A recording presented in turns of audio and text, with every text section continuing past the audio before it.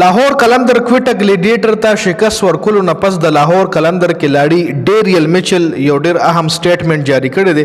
ډیریل میچل ویلي دی چې په دغه میچ کې زموږ ینګستر خلاف سلیجنګ شوی دی. زموږ د ینګستر کلاړیانو زموږ نوجوان کلاړي سره سلیجنګ وشو نو هغې مونږ نور هم پمپ کو، هغې مونږ نور هم مطلب مونږ له هغې نور هم زور راکو. مونږ د کوټه ګلیډیټر خلاف بھرپور پرفارمنس وکړو. ټول کلاړیان په هغې ډېر زیات خوښه شو چې کله محمد عامر د لاهور قلندر اوپنر بیټسمین نعیم سره خوله ووهله، نعیم سره یې سلیجنګ وکړو. محمد عامر په پی ایس ایل کې اکثر داسې لږ غوسه وي، هغه له خپل اګریشن شو کوي په پی ایس ایل کې او فاست بالر سره اګریشن مزه کوي، دې سره میچ لږ ګرم شي.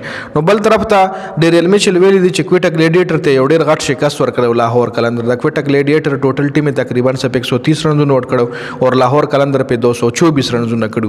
نو غټ شکست کوټه ګلیډیټر ته ورکړو. نو هغې نه پس میچ نه پس ډیریل میچل ووي چې د کوټه ګلیډیټر بالر محمد عامر زموږ نوجوان کلاړي محمد نعیم سره خوله ووهله، هغه سره سلیجنګ وکړو چې هغې موږ له غوسه راوسته. زموږ کلاړیان په هغې باندې پم شو او موږ د کوټه ګلیډیټر خلاف ډېر ښه پرفارمنس په دې وجه باندې زموږ راغو چې موږ ډېر زیات زړه نه ګیم وکړو، موږ ډېر زیات غوسه موږ ډېر زیات پم شوي وو. نو د ډېر زیات غوسې په وجه او ډېر زیات د پم کېدو په وجه باندې موږ ښه پرفارمنس وکړو او کوټه ګلیډیټر ته مو یو غټ شکست ورکړو. خیر دې حوالې سره تاسو رایه لرئ، کمنټ لازمي وکړئ.